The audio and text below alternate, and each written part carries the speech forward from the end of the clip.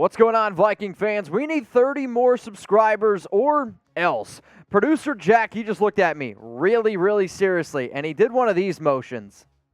I don't know about you, I like the life I live, and I like being able to provide videos. So please hit that subscribe button or else.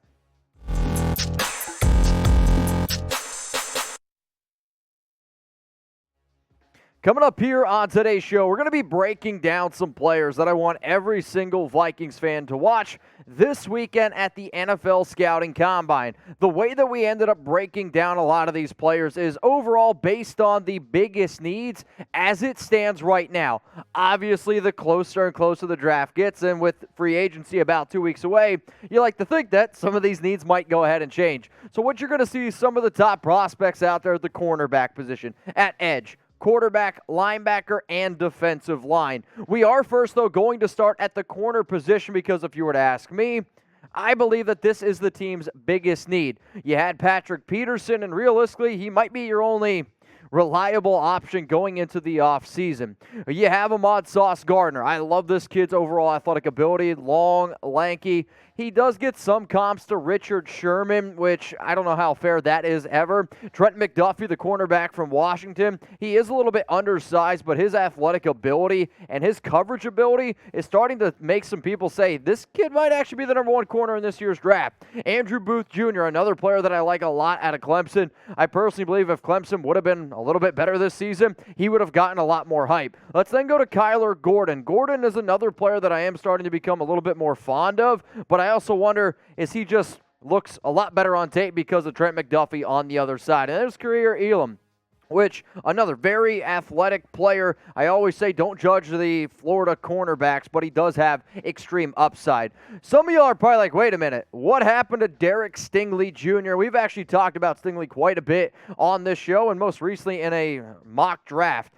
Stingley's not going to be participating, though, in the Scouting Combine. All I want you guys to do, though, go ahead, watch what he did back in 2019 when he was a freshman. And in terms of some of those other dudes, if Gardner has a really good combine, if somebody like McDuffie has a really good combine, if the kid from UTSA actually runs a 4.2 at 6'4", you might see some of these corners go a little bit higher on the board, which might actually help Stingley fall down the board. So what do you guys think here? Let me know down in the comments section. What should the Vikings do in the first round of the 2022 NFL Draft? So the Minnesota Vikings, you're on the clock at pick number 12. Who should they go ahead and pick? Or maybe they should go ahead and trade down. Let's go to the next position here. We're going to talk about some edge prospects. David Ojabo continues to be somebody that I don't know why. I just feel like people are sleeping on him a little bit. Really athletic player. Love his upside from top to bottom. Travon Walker, he's actually somebody who I didn't have going in the first round when I initially started looking at prospects.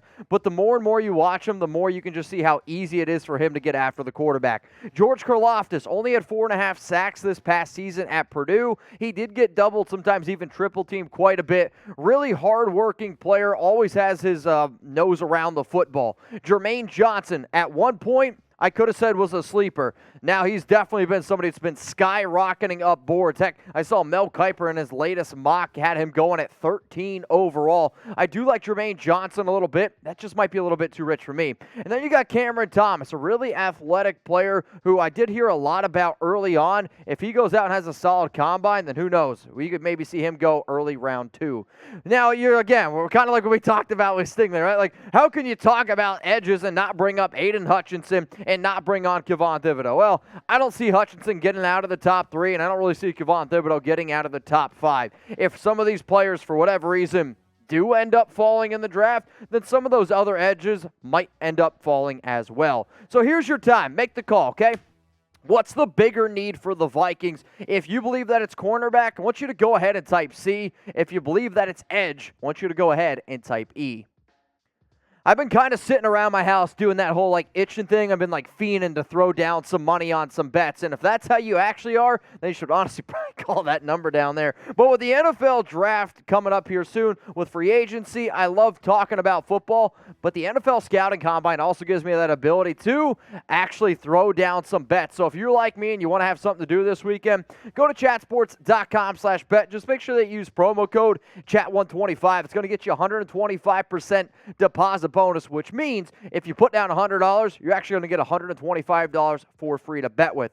In terms of some of the props that I see out there, the fastest 40-yard dash time, right now it's standing at 4.29. If you want to bet, it's minus 175. Slower than 4.29 is plus 135. If the kid from UTSA can actually run a 4.2 flat, which I'm just going to tell you right now, he's not going to run a 4.2 flat. The fastest time ever is by John Ross at 4.22.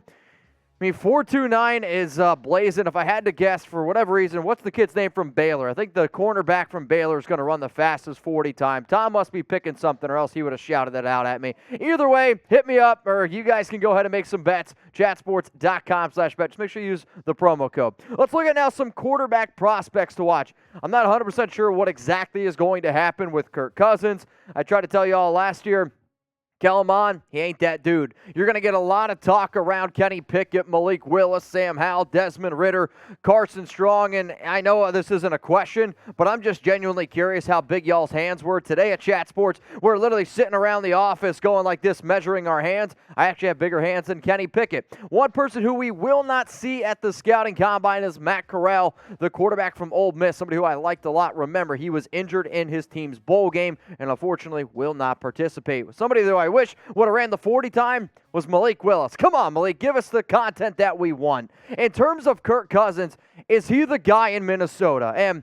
And when I say the guy, do you want him to be the starting quarterback for the Minnesota Vikings come week 1? Type Y for yes, or you can go ahead and type your N for no. Let's go now to the linebacker position because, let's face it, Minnesota has a lot of players that are set to become free agents and some guys that are, still very reliable players. However, a lot of money. You got Devin Lloyd, the number 1 rated linebacker. He can literally, I think, do it all. Great captain as well. Nakobe Dean. Personally, for me, the only player on here that I would actually take at number 12 would be Devin Lloyd. Not that I don't like Nakobe Dean, not that I'm not a fan of Drake Jackson, Christian Harris, or Chad Muma from Wyoming. Personally, Wyoming's linebacker could be one of the most intriguing prospects that ends up going late round 2. That might be a bit of a stretch, but early round 3. But the only guy that I'm taking at number 12 would be Devin Lloyd. To make sure that you never miss anything going on around the Minnesota Vikings. And remember, or else, I take that shit really seriously. So you got to hit that subscribe button. Look underneath the video. Turn on those notifications because if some news happens, if rumors, if free agency, if you want to stay up to date on the NFL Scouting Combine, we keep you updated like no other channel here on YouTube around the Minnesota Vikings. So seriously, hit the subscribe button. Or else. Let's talk about some defensive tackle prospects now. You got Devonta Wyatt, Jordan Davis. If you're looking for more of a pass rusher, Wyatt's probably your dude. If you need more of a run stopper on the interior defensive line, Jordan Davis at 6'6", 340 pounds. I like what I've seen out of DeMarvin Leal, though I actually had him as my number 1 DT a few months ago. And now he's definitely probably my number 3. Travis Jones is another big body guy. Kind of reminds me of the Raiders defensive tackle, Jonathan Hankins, where just more of a run stopper. And then Farrell Jr., another really solid player out of LSU. So here's your opportunity, y'all. Let me know down in those comments. I want you to name a player that you think that the Vikings should go ahead and draft. Maybe it's not just at number 12, because a lot of the players that I brought up today obviously aren't going to go in the top 12. So seriously, let me know some guys that you have on the radar for the Minnesota Vikings.